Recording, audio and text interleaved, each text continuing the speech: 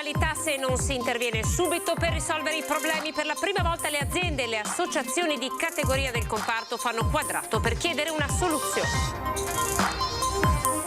Bollette triplicate, gli albergatori non ce la fanno più a sostenere i costi, saranno in molti a dover chiudere in anticipo la stagione iesolana. I commercianti di Venezia e Rovigo scenderanno in piazza mercoledì prossimo per protestare contro gli aumenti di luce e gas, strapperanno le loro bollette.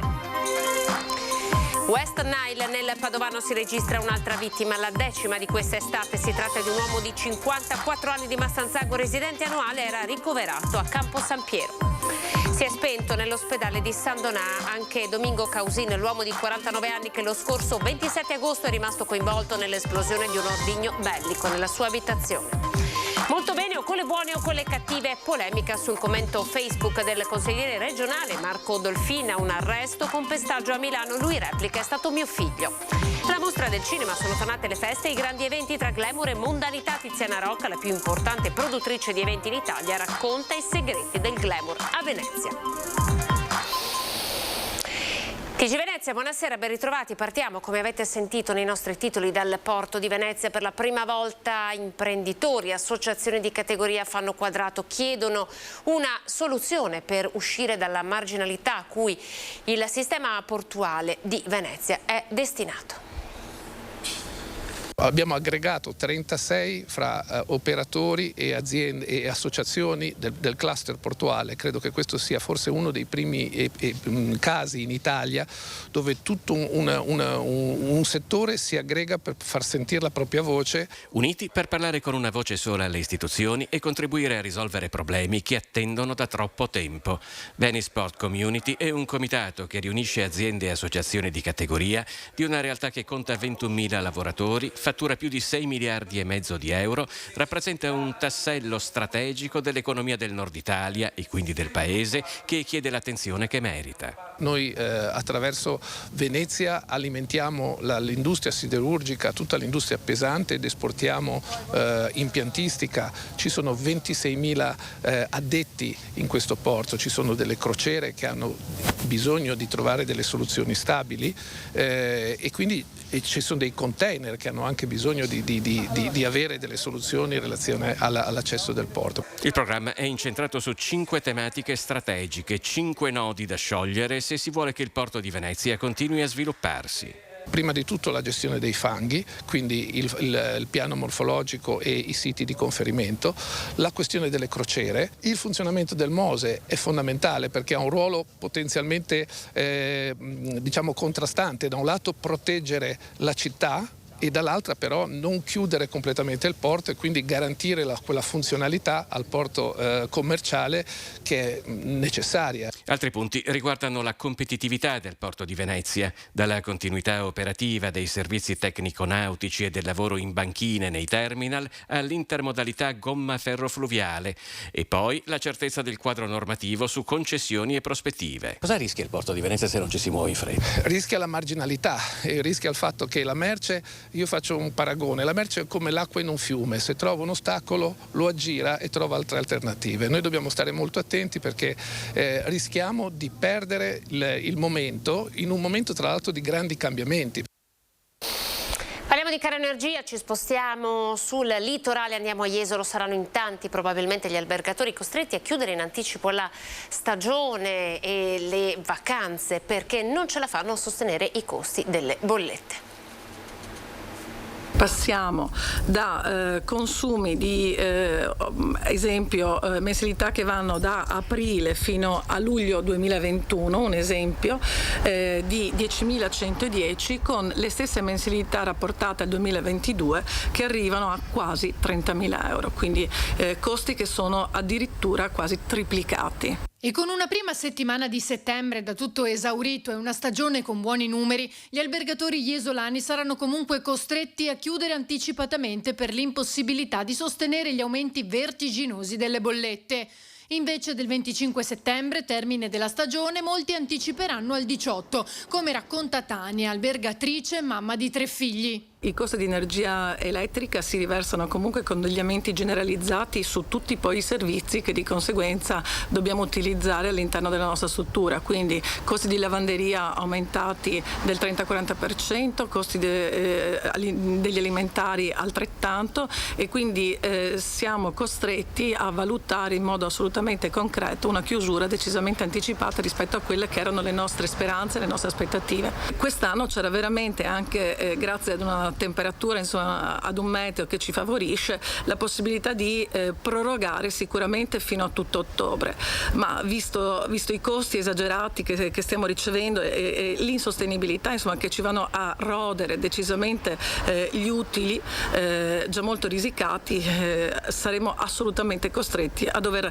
chiudere e di conseguenza a non poter garantire ai nostri collaboratori che tanto attendevano la possibilità di lavorare più mesi, siamo costretti anche a loro a licenziarli in modo anticipato. Dopo che lentamente il settore si stava rialzando dalle perdite causa Covid. Dopo 2 anni veramente di una riduzione di fatturati che arrivano fino all'80% e a dei costi che lievitano e triplicano, sono veramente preoccupata per la possibilità di mantenere veramente la mia famiglia e i miei figli. L'Associazione Jesolana Albergatori ha già riunito i propri analisti per fare il punto della situazione.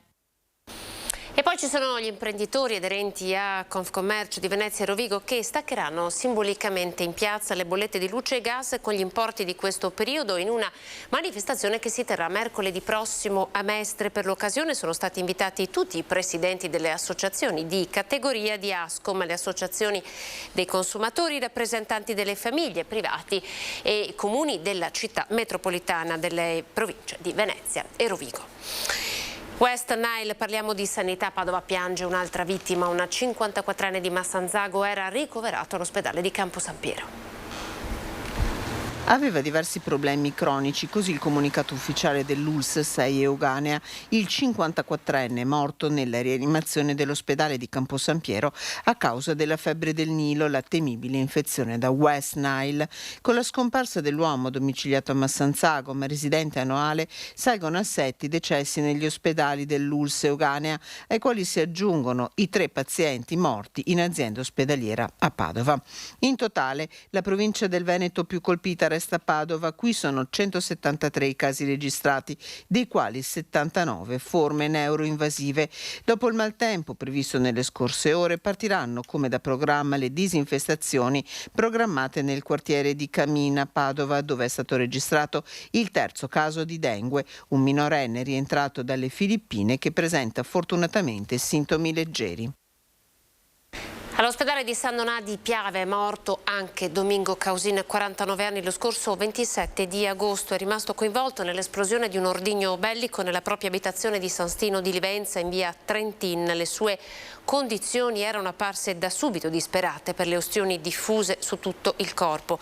Nella deflagrazione era morto sul colpo l'amico Mauro Palamin di 60 anni. I due stavano tentando di disinnescare un residuo bellico che tenevano in casa, erano appassionati del genere. A distanza di mesi dalla sua morte, la salma di Eddie Bozambo Ongaro non è ancora rientrata in Italia dal Donbass, dove il miliziano, come vi abbiamo raccontato, ha perso la vita. Il corpo di Eddie Ongaro, il 46enne di Giussago di Portogruaro, non è mai rientrato in Italia. Si era parlato di una colletta, ma poi non se n'è fatto nulla e ora la salma riposa in un cimitero del Donbass, dove il 46enne è morto combattendo tra le milizie filorusse e separatiste contro l'esercito dell'Ucraina. Sulla tomba c'è una croce, una fotografia, dei fiori freschi, portati in segno di gratitudine dalla popolazione del Donbass delle aree liberate, scrivono i suoi commilitoni. Nei giorni scorsi su quella tomba scavata nella terra di un cimitero del Donbass è arrivato anche Ignacio Ojeda, un combattente messicano che era con lui quando si è lanciato su una granata per fare da scudo ad altri miliziani in una trincea. Era il 31 marzo e Eddie Bozambo Ongaro era il primo italiano a morire in questa guerra tra Russia e Ucraina. Siamo alla politica con la tappa mestrina. Si è concluso il tour del fondatore di Fratelli d'Italia, Guido Crosetto, che è andato in missione tra gli industriali. Lo ascoltiamo. L'inflazione da una parte, l'aumento delle bollette, dell'energia dall'altra stanno mettendo in crisi famiglie ed imprese. Mai dal dopoguerra a oggi c'era stata una crisi così difficile e dei tempi così bui, e bisogna che in questi momenti intervenga lo Stato, cioè lo Stato non deve consentire che ci sia una parte del paese che muoia senza fare di tutto per cercare di salvarla. Noi dobbiamo riscoprire un termine che non usiamo più, che è quello di comunità.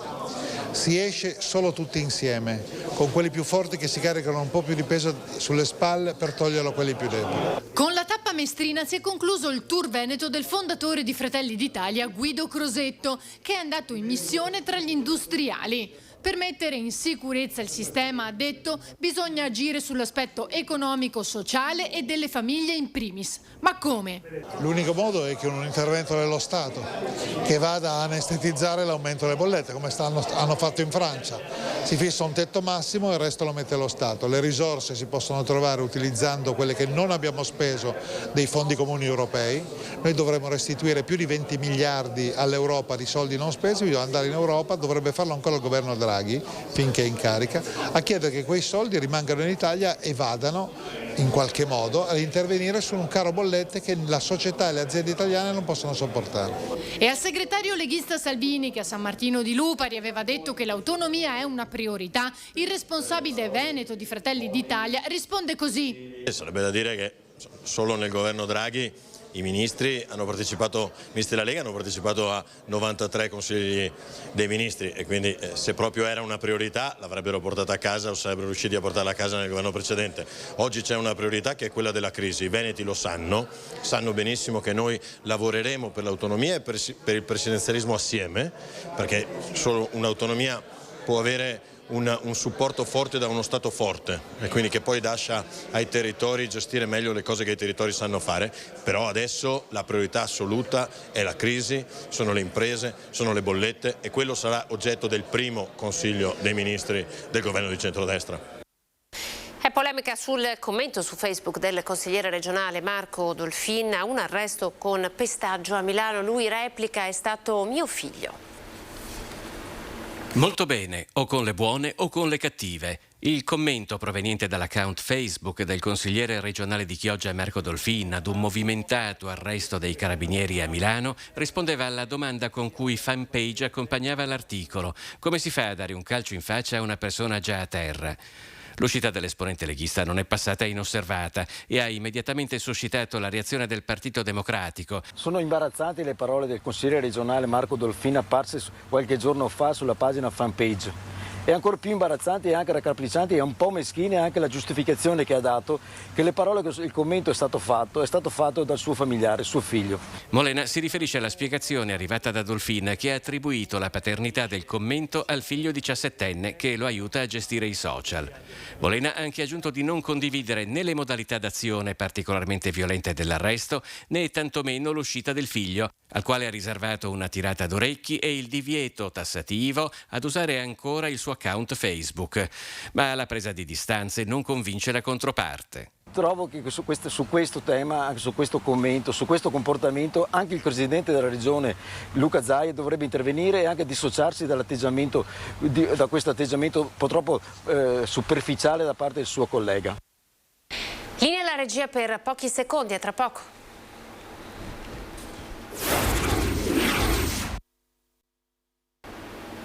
Ben ritrovati, ripartiamo dalla mostra del cinema di Venezia. Tornano dopo 2 anni di Covid i party, i grandi eventi. Allora noi abbiamo ascoltato Tiziana Rocca, una delle più grandi organizzatrici di eventi glamour a Venezia. Dopo 2 anni di inevitabili difficoltà dovute al Covid, alla 79esima Mostra Internazionale d'Arte Cinematografica di Venezia sono tornati in gran numero feste, eventi glamour, mondanità attorno al cinema.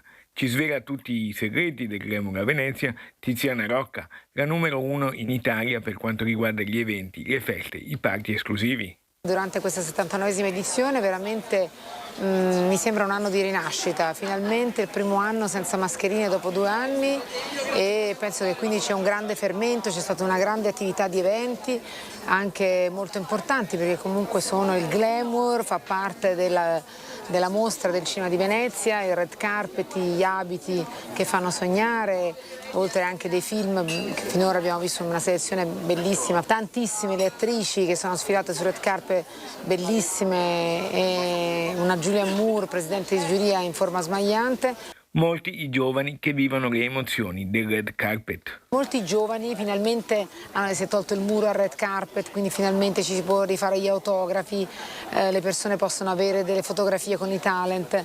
Timothée Chalamet è ritornato 2 volte a fare, a fare gli autografi perché forse anche gli artisti stessi gli mancava questa parte che comunque è importante perché essere acclamati quando uno arriva sul red carpet è sintomo di successo. E poi i vestiti. Drusilla, che comunque veramente ha cambiato un abito ogni un paio d'ore, è stata veramente meravigliosa perché ci ha con la sua grazia, con la sua eleganza, insomma, ha dato veramente una grandissima lezione di leggerezza, di eleganza. E ora nel cuore di Chioggia con la conclusione del Festival Laguna Sud.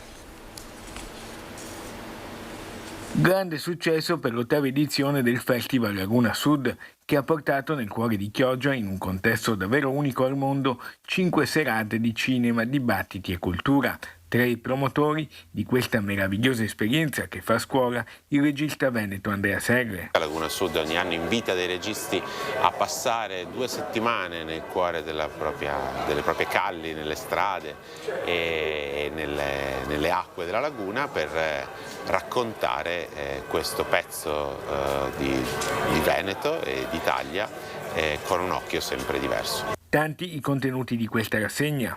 Quello che forse a me piace di più tra i film che presentiamo è il film iraniano Radiograph of a Family, che è l'unica regista che non riesce a raggiungerci perché le hanno tolto il passaporto e non ha potuto viaggiare, quindi da Teheran ci saluta, ma ovviamente tutti gli altri film sono molto belli e tutti i registi saranno con noi, da Matteo Tortone di Motherlode a Alessandro Cassigoli di California, e poi ci sarò anche io che sono anche regista di uno dei film che presentiamo. Tra gli ospiti d'eccezione, uno in particolare come il direttore della Mostra Internazionale d'Arte Cinematografica di Venezia, Alberto Barbera. La Mostra del Cinema di Venezia ha sempre una grande attenzione nei confronti e dei giovani registi e del pubblico giovanile, che non a caso negli ultimi 10 anni è cresciuto esponenzialmente. Gli spettatori giovani si sono decuplicati rispetto a quello che io ho trovato nel 2012, segno che non è vero che i giovani non sono interessati al cinema, bisogna lavorare per avvicinarli, per offrire delle occasioni di fruizione, di conoscenza e i risultati non mancheranno. In uno degli alberghi più famosi della Lido di Venezia arriva anche la scultura dell'artista veneziano Giorgio Bortoli, che pone l'attenzione sulla figura e sul ruolo femminile della società. Già da qualche giorno una grande scarpa rossa sostenuta da una sorta di mano fa bella mostra di sé ed è molto fotografata nel giardino del grande albergo Ausonia Ungaria al Lido di Venezia, in Gran Viale. È l'opera dello scultore veneziano Giorgio Bortoli per dire no a qualsiasi forma di violenza contro le donne, ma soprattutto per sottolineare l'importanza della figura della donna e del ruolo femminile nella nostra società. È un progetto itinerante che rappresenta una scarpa, come potete vedere, fatto in collaborazione col Politecnico di Padova. Durante la mostra del cinema si sposa benissimo questo progetto, anche perché l'estetica, la bellezza e tutto il resto, cioè noi troviamo la scarpa nel cinema, nella donna. Il materiale è legno compensato marino trattato, verniciato, e la peculiarità dell'opera è appunto questa mano che sostiene la scarpa, una mano fatta in rete di acciaio con tantissime saldature, quindi un'opera unica in 3 sezioni. Coordinatrice del progetto itinerante, il magistrato Roberta Marchiori, da sempre in prima linea su queste tematiche. È un omaggio alla bellezza alla femminilità, alla sensualità della donna. Infatti cosa c'è di più femminile, di più sensuale di una décolleté rossa? E visto che siamo in periodo di mostra del cinema, come non ricordare Tacchi a Spillo, il film di Almodovar. Questa scarpa di donna, questo piede di donna con questa rete in questa mano, un messaggio di forte rispetto ma anche di forte considerazione e attenzione. Questo era il nostro ultimo servizio, ci fermiamo, siamo alle previsioni del tempo, dopo di noi TG Treviso, vi aspetto, arrivederci.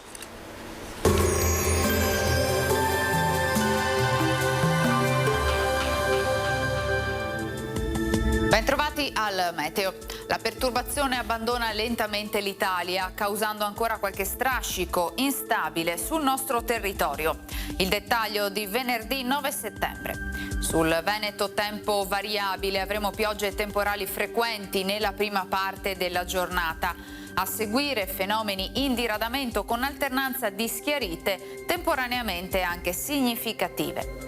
Temperature in ulteriore lieve calo, minime tra 13 e 19 gradi, massime invece comprese tra i 23 e i 25 gradi. Spostiamoci ora sul Friuli Venezia Giulia, la situazione sarà simile, precipitazioni diffuse, verso sera via via in esaurimento e sarà anche più asciutto. Temperature minime tra 15 e 17 gradi, massime intorno ai 23-25 gradi. Infine diamo uno sguardo al Trentino Alto Adige, avremo temporali dappertutto, col passare delle ore contesto decisamente in miglioramento. Temperature minime sui 13 gradi, massime sui 24 all'incirca. Dal meteo di Antenna 3 per ora è tutto, arrivederci al prossimo aggiornamento.